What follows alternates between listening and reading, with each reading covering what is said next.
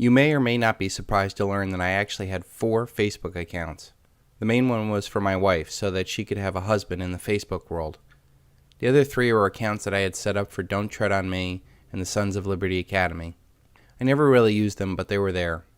The only high point I ever had of the whole experience was my first birthday with Facebook, when I received over 100 happy birthdays from people all over the world. The reality of the whole Facebook experience is that it never really seemed real. Despite how many friends you have on Facebook, the fact is we are very lucky to have a handful of real friends in our lives. Having more superficial electronic contact with others does not improve our lives. If anything, it detracts from it, as life becomes less human. LOL pales in comparison to the real laugh out loud of sharing an experience with a friend. The more LOLs we share, the less it means. Sooner or later, everything is just an electronic dance of acronyms trying to fulfill some missing part of your soul. When consumerism was first sold to the world, it was designed to get us to buy stuff we don't need in an effort to feel better than others. Soon, everyone determined their worth not by the strength of our relationships, but by what we were able to consume. You give up relationships to work more, to have a better life. The more we worked, the more we bought. The further in debt we went. The combination of work and debt made our relationships worse, which compelled us to work more and buy more. This self-fulfilling loop spun out of control in our society for decades as people worked harder and harder to look or feel good. Consumerism was a psychological process led by Edward Bernays, Sigmund Freud's nephew, to keep post-World War II industries humming after the war. Industrialists employed Madison Avenue to transform society from sensible people with strong relationships into superficial spenders looking for the next high. Advertising links our subconscious desires with products. Take the cigarette, for example. Subconsciously, it is a form of power and rebellion. The reality is, it is a weakness. Soon we began to buy products not for the utility of the product, but to say to the world, I bought this, and the ad says that I'm cool. And while everyone you know may own the fanciest clothes And the best cars, you will own the companies that sell them. if you want to know what heaven really is, Murray, Try being God. The bankers that backed all this up needed this spending to create more debt in order for their Keynesian Ponzi scheme not to collapse. This plan worked well for many decades, but as the boomers age, the party is over for consumerism and the check is due. What is the next thing if people are broke? How could they keep the masses from waking up to the wasted lives they had led chasing after nothing? The answer is, let them amuse themselves to death. Facebook is the ultimate expression of narcissism. Where else can you go and expose everything about yourself like a prancing peacock? I mean, you get your 15 minutes of fame every minute. Facebook is, when you boil it down, one big look at me fest. Look at my pictures, look at my car, look at where I am, look at my wife, look at my life. The ultimate irony in the social network is that nobody really cares because it's not about them. Oh sure, they'll say nice things, but deep down they don't care at all. The narcissism is so rampant in our society that people would step over a real relationship to update their status. The answer to the question, what's on my mind, is usually nothing at all. Facebook is also full of shameless promotion. The stuff that isn't vapid on Facebook is probably promotional. Corporations, promoters, stars, small businessmen are either promoting their services or networking to get ahead. There are whole marketing courses about social media managers. The sad thing is that the comments and tweets are not even done by the people you are following. They have social media managers for that. They probably have lives and don't waste their time playing with Facebook. Do you see the irony in that? You friend or follow somebody because they're doing something interesting with their lives, and they don't waste precious time doing stupid stuff like spending hours on Facebook. Corporation and marketers tell us, hey, it's cool to connect. But behind the scenes, they're only interested in the conversion and monetization of traffic. And listen carefully. The low self-esteem success chance is the conclusion that you want your prospect to have, which says, well, these guys are smart and I'm retarded. Oh, actually, that's not the exact one, but let's say they have that conclusion A. These guys are smart, I'm retarded, I can't do it. But if I could just do 1/10 as much as they do, then this would definitely be worth it. Right? You ever had that rationalization in your mind? Like, well, I'm over here telling you about doing $10 million and whatever a day, 360 grand in 9 minutes and all that kind of stuff. I mean, you ever think to yourself, well, Jesus, if I could just do like a little bit of that, I would be stoked. Not to say you guys all have low self-esteem, although every single person in the world does. which you should be happy about because you can prey on it like an evil. Never mind. Anyway, so that's what you want, right? You can prey on it like an evil. You can prey on it like an evil. You can prey on it like an evil. The predator mentality of marketing and how it corrupts our relationships is why Bill Hicks says to marketers, kill yourself. By the way, if anyone here is in advertising or marketing, kill yourself. Thank you. Thanks. Just a little thought. I'm just trying to plant seeds. There's no rationalization for what you do, and you are Satan's little helpers, okay? Kill yourself, seriously. You're the ruiner of all things good. Most men live lives of quiet desperation and go to their grave with their song still in them. Henry David Thoreau. Facebook is also voyeuristic. Everybody wants to see if so-and-so got fat or what their kids look like. This allows you to look into people's lives, but it never really tells the story of their lives.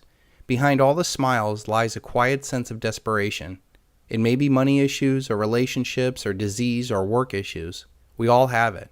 We all have a deeper life that we would share with real friends, but not with your Facebook friends. If you cannot be open with a person, why even let them in your life? Why would you let them look in? We are way too polite as we give up that part of us to people who don't even really care about us. We must keep the sacred from the profane. Since we put ourselves into this petri dish of social voyeurism, we force ourselves to put on a mask. We intentionally mask what we really feel for many reasons. We may not want to upset someone, or we may want to impress somebody. The problem comes when we wear a mask so much that we lose who we really are.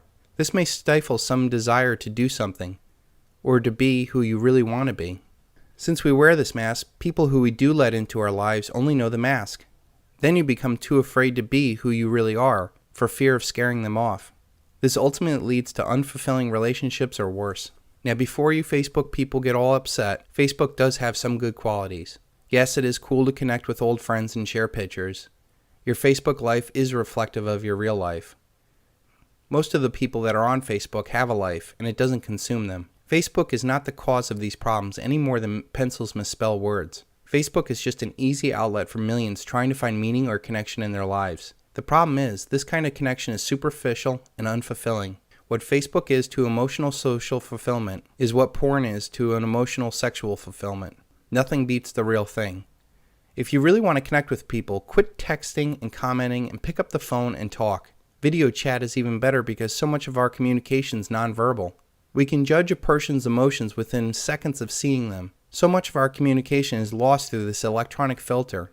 The best way to communicate, of course, is face-to-face. The best conversations I've ever had in my life occurred when I got together to have a drink and just talk. These connections energize us because it is what we are meant to be doing. We are visual, emotional, and spiritual beings wanting to connect on a deeper level with meaning and purpose. If your life does not have meaning or purpose, look at the friends you keep. Facebook acts as a tool towards that purpose. It is a sad substitute for the real thing. Real communication about real issues is hundreds of times more powerful than the non-emotional niceties that pass for communication on Facebook. Do you realize there's a whole generation of humans that thinks this is normal? The criminal elite know that if they take away the meaning of words, it incapacitates our thought. If you cannot speak, you cannot think. If you cannot think, you cannot figure things out. If you cannot figure things out, you will never see that you're a slave. If you cannot see that you're a slave, you'll never rebel. If you cannot rebel, you'll never be free. And if you cannot be free, you'll never fulfill your purpose on earth to be your highest and best self. Until they become conscious, they will never rebel. And until after they have rebelled, they cannot become conscious. George Orwell. How long will it take for a computer algorithm to become your friend? Don't laugh. People think that Bitcoin is real money. Look at your Facebook contacts and tell me that the majority of the connections could not be programmed. Subject A is sad. An algorithm spits out, cheer up, it'll be okay. Or tell me about it. Or I'm here for you. Or I love you.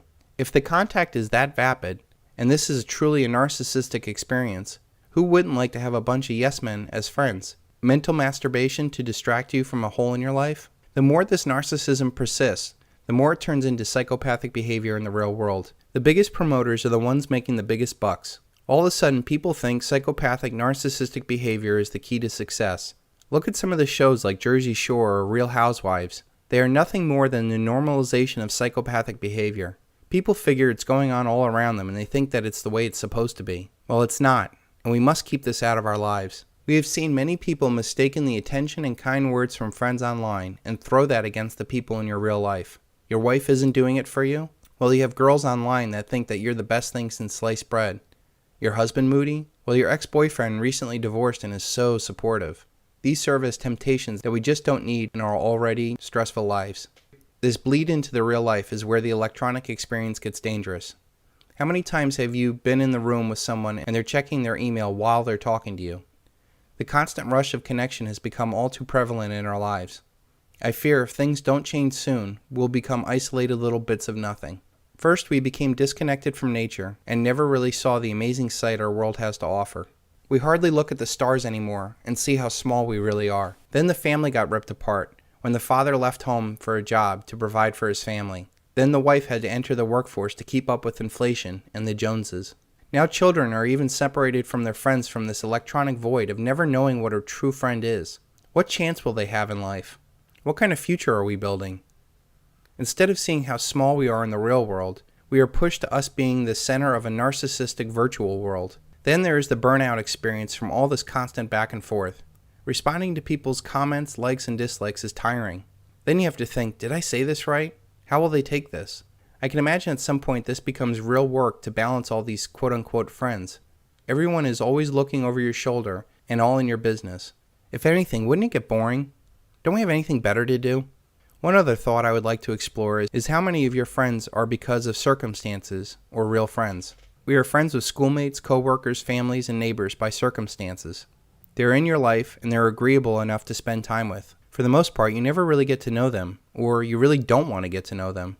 If you're not living with these people, how many would you still pursue in real life? One interesting thing that I found working on this project and consulting with people, I tend to have deeper conversations with the one-on-one calls that I do than most people have in their real lives. I have no time for superficiality and often ask tough questions and challenge people. It instantly breaks through the mask we all wear.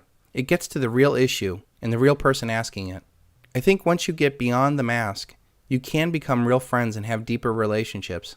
You should not be afraid to try this with your people in your life. You will either have less negative people in your life, or you will have deeper relationships with the ones that you love. I predict that there will come a time when people will quit all this vapid social networking and reestablish a real life. I believe that the crash of the dollar will coincide with this. We will no longer be able to get something for nothing and give up everything real for that nothing. Then we will have a new day where we can get back to something that really matters. A smaller, slower, more local life is in your future. That, of course, is after a massive social upheaval. Those that have the strongest real relationships will be the ones most likely to succeed. Do yourself a favor today. Go into your Facebook account settings and deactivate Facebook. Don't worry, everything will be safe for a couple months. Blow past the creepy Mary and John will miss you pictures and post a link to this video as the reason why you're doing it. See how many people even notice that you're missing. See if someone will try to actually find you in the real world and contact you. If they do, they're probably a real friend and someone you should really get to know better.